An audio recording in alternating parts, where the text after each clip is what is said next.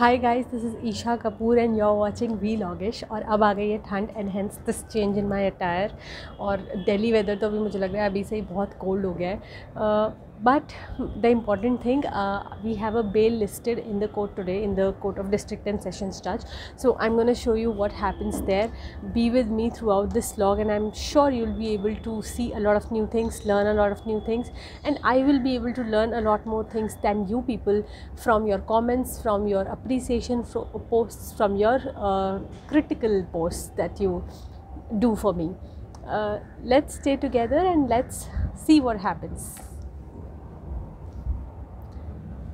एक बात है, कभी भी ना ऐसे नहीं सोचना चाहिए कि आज बहुत इंपॉर्टेंट काम है, चलो फटाफट उठ के एकदम से चले जाते हैं, उठते ही नहा लेते हैं, उठते ही कुछ काम करना शुरू कर देते हैं, या एग्ज़ाम तो फटाफट पढ़ना शुरू कर देते हैं। ऐसे ना मतलब माइंड मुझे लगता है कि ठीक से काम नहीं कर पाता है, ज़्यादा इंडिपेंडेंटली नहीं सोच पाता है, ज़्यादा क्रिएटिवली नहीं सोच पाता है। अगर कोई प्रॉब्लम आती है तो उसके सॉल्यूशंस नहीं निकाल पाता है। हर चीज़ से पहले थोड़ा तो शांति का टाइम होना चाहिए। तो जैसे अभी ये शांति का टाइम है, ठीक है, आपको टेरेस पे आना है, आप टेरेस पे घूम लो, आपको एक्सरसाइज करनी है, आपको योगा करना है, आपको कार्डियो करना है, आपको वेट ट्रेनिंग करनी है, जो मर्ज़ी कर लो, but give some time to yourself before you start something very important. मुझे किसी ने बताया था, I once went to these Brahma Kumaris centres, one of the centres in Mount Abu. उन्होंने बोला कि आप कोई भी चीज़ स्टार्ट कर रहे हो ना, तो उससे पहले कुछ भी डिसीजन ले रहे हो, कुछ भी चीज़ बोल रहे हो या कुछ भी कर रहे हो, इनफैक्ट आप उससे पहले ना 30 सेकेंड्स के लिए अपनी आंखें बंद करके या बिना आंखें बंद करे भी अगर कोई प्रॉब्लम में भी हो तो बस सोच लो एक बार बैठ के। तो वहीं से मुझे लगता है कि उनका भी इसके पीछे का कॉन्सेप्ट यही था। तो आई वुड एडवाइज़ कि आप भी ये करके देखो, अच्छा लगता है, मुझे तो अच्छा लगता है।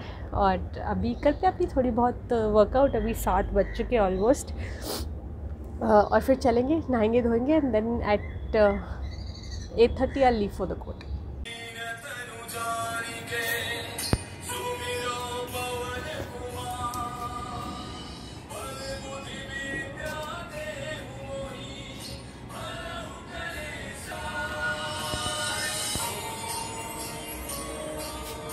I couldn't take the car out of home. I couldn't take the scooty because it's too cold now, and I didn't get any cabs through Ola, Uber. So I had to take this auto.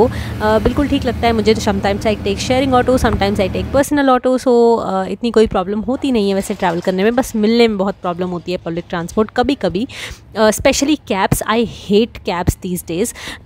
और अभी I reached Rohini court right on time. बहुत लोग कहते हैं कि compromise मत करो security से, but I am sure showing the places that I show is in no way compromising with the security. Now you are seeing that I am trying to get the court fee from the court. Civil cases में आपको court fee खरीद के लगानी होती है calculate करके। तो आपको कोर्ट में एक जो विंडो दिखती है stock holding corporation of India की, जहाँ से आप ये सिंपली एक फॉर्म वहाँ से लो, आप बोलो मुझे कोर्ट फ़ी का फॉर्म चाहिए, उसमें लिखो आपको कितनी की कोर्ट फ़ी चाहिए, और वो आपको एक रिसिप्ट सी प्रिंट करके दे देंगे फॉर कोर्ट फ़ी कि आपने इतने पैसे कोर्ट को दे दिए। वो चीज़ आप अपनी फाइल में लगा दोगे। Now I am trying to show you the stock holding corporations window that is there in the Rohini court. यहाँ पर जाके आपको सिंपली बोलना है यही वो जगह है जहाँ से आप सर्टिफाइड कॉपी भी अप्लाई कर सकते हो। Once you fill this form, once you give the money, you get this kind of a court fee. If you see what's there in the hand, तो आपको ये 5 रुपीज़ और 2 रुपीज़ की फ़ी भी दिखेगी, जो कि जनरली एप्लीकेशंस पे लगती है। तो इस तरह से we were preparing this suit. Now you have seen me talking about Unacademy various times, but this time this is for those people, those students who want to prepare for CLAT or who are already preparing for CLAT. If you are already preparing for CLAT but you need further help, then you can choose Unacademy's courses which are of shorter duration comparatively. Now here also you get features like recording the classes, taking the classes anytime from anywhere. If you want to take a 6-month batch and you are sure that you want to do law and you are passionate about the subject, you are passionate about the area, then I think this batch is for you, which will help you to quickly crack CLAT. For those who want a longer batch, जिनको CLAT 2023 के लिए M करना है, तो ये एक 2 years का batch है। यहाँ पे भी आपको सब कुछ टेस्ट वगैरह सब कुछ मिलेंगे। ऐसा नहीं होता कि आपने एक बार बैच सेलेक्ट कर लिया तो आप फिर उसे चेंज नहीं कर सकते। इनफैक्ट अनअकैडमी में तो ये भी होता है कि आप एक बार सब्सक्रिप्शन ले लो, उसके बाद आप जितने मर्जी भी बैचेस में एनरोल करते रहो. That's the best thing that I like about these people. If you're a subscriber of Vlogish, you already know that you will get a 10% further discount. Prices are here on your screen only, so no need to ask anybody. You just need to visit the link that is given in the description box of this video, and from there you can get all the information about CLAT courses of an academy, and you can subscribe if you want to. I was in the court. This was after the bail application was heard, and I will share some experiences with you. I was trying to find a corner where I can peacefully talk to you people. It's not the court building, but it's the chamber building. जब मैं वापस आ गई थी. So although I have another opportunity of filing this bail application, we have that kind of opportunity. But today we got to learn that, and that was very disturbing for us. That judges these days, the courts these days, presume bail to be the exception and jail to be the rule, but we were taught otherwise. तो अच्छा नहीं लगता है देख के कि in cases where bail could have easily been granted, वहाँ पे भी हम कस्टडी में पता नहीं क्यों किस कारण से उनको रखने के लिए बहुत ज़्यादा इसी फेवर में है कि वो जेल में रहें. और जो एक अप्रोच है ना, वो अप्रोच कुछ इस तरह की दिखती है जैसे I want to keep him in jail, you satisfy, why do you want to take him out, even after seeing that the investigation has been completed, there is a complete dependency of the family of the accused on him. बाहर कितना ज़्यादा loss हो रहा है, कितना harm हो रहा है, ये सबको नज़रअंदाज करते हुए. और ठीक है, बट कोई बात नहीं. बट अगेन एक जगह से गुड न्यूज़, एक जगह से बैड न्यूज़, ये दोनों चीज़ें चलती रहती हैं. So there was a consumer matter, जिसमें कि आपको पता है कोविड में कितने सारे कंज्यूमर मैटर्स आ रहे हैं, और इन कंज्यूमर मैटर्स में कितनी जल्दी claims, specially health insurance claims deny हो रहे हैं. So we are working on many such matters जहाँ पे कंज्यूमर क्लेम्स को डिनाई किया गया था. उसमें से कुछ मैटर्स में अभी हमको बहुत अच्छी इन्फॉर्मेशन मिली है कि claim has been given, partial claim has been given. Partial भी बहुत कम सा ही रह गया है. So that's a success for us. But I know as a lawyer it shouldn't disturb you if you don't get relief, but the fact that I didn't get relief is not very disturbing, because I know that there is another opportunity after 15 days after committal. I'll file the bail application again और वो हो जाएगा. But the fact that he will have to be in jail and his wife, his mother is suffering outside, and I'm seeing them suffering, and I'm bound that I can't do anything, is the fact that is bothering me. But it's okay. थोड़े time में bother करना बंद हो जाएगा. You have to carry on. ऐसे तो कर नहीं सकते ना कि बस बॉदर ही करता रहे. कोर्ट्स में मैं आपको ज़्यादा नहीं दिखा सकती, क्योंकि कोर्ट बिल्डिंग में हम ज़्यादा शूट नहीं कर सकते. कोर्ट के अंदर, कोर्ट रूम के अंदर तो बिल्कुल भी नहीं कर सकते. इसीलिए देखते हैं, मिलते हैं आपसे दोबारा से. दिन का काम ख़त्म होने के बाद it becomes quite important to fill up the diaries as well. So I have filled up the case diary. उसके बाद अब देखते हैं, I go for lunch. Next you will see the filing area in the court. यहाँ पे आके आप physical filing कर सकते हो. Whenever you give your suit या क्रिमिनल कुछ भी चीज़ आपने यहाँ पे लगाई है, तो वो आपको एक बार चेक करते हैं कि सब कुछ प्रॉपर है या नहीं, और आपसे ड्रॉप बॉक्स में डलवा देते हैं. देयर आफ्टर आपको डेट कन्वे हो जाती है.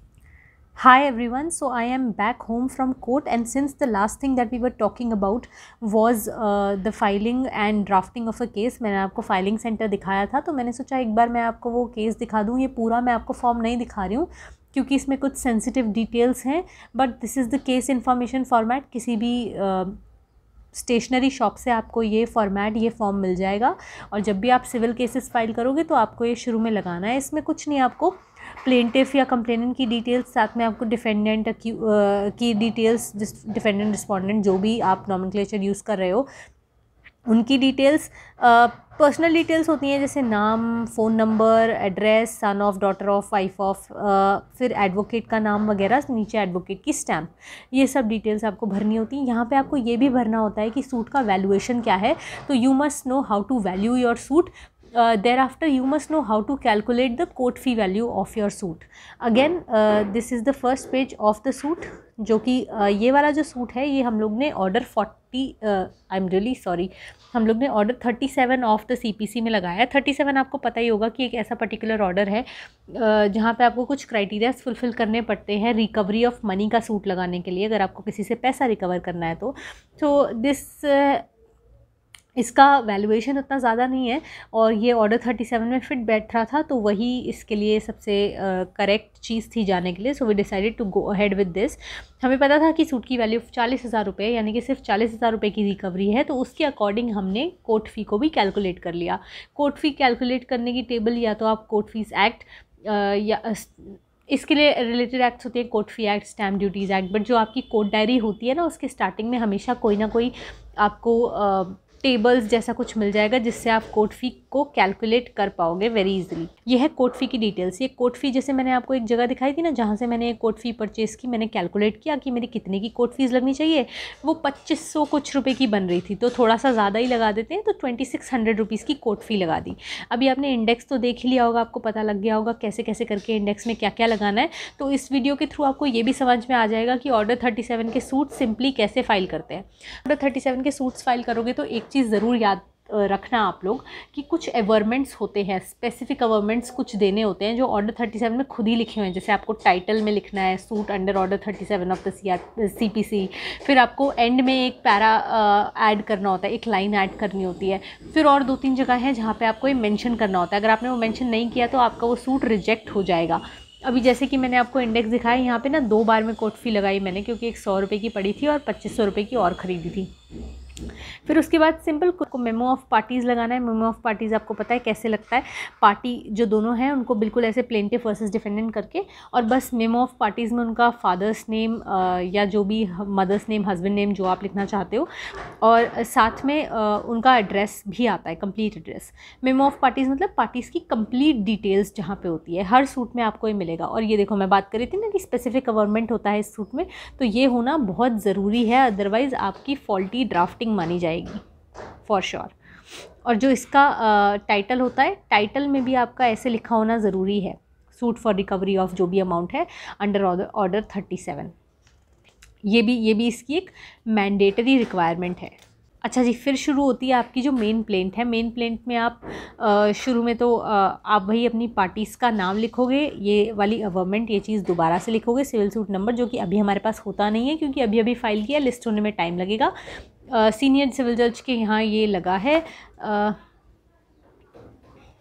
फिर आप दोबारा से ये वैल्यूएशन, और फिर आप अपने सूट की सारी डिटेल्स लिखनी शुरू कर दोगे। मतलब आप फिर अपनी पर्टिकुलर ड्राफ्टिंग करनी शुरू कर दोगे। यहाँ पे आप अच्छे से अपने फैक्ट समझाओगे, क्या हुआ था, कब। ये समझाना बहुत इंपॉर्टेंट है कि कैसे ये ऑर्डर 37 के अंडर फॉल करता है। देन नेक्स्ट चीज़ जो बहुत इंपॉर्टेंट है वो ये है कि कॉज ऑफ एक्शन कब अराइज़ हुआ, कब अराइज़ हुआ इनफैक्ट, और अभी भी वो कंटिन्यूड है तो कैसे है, क्यों हम इस सूट को फाइल कर रहे हैं। फिर जुरिसडिक्शन बताना बहुत ज़रूरी है,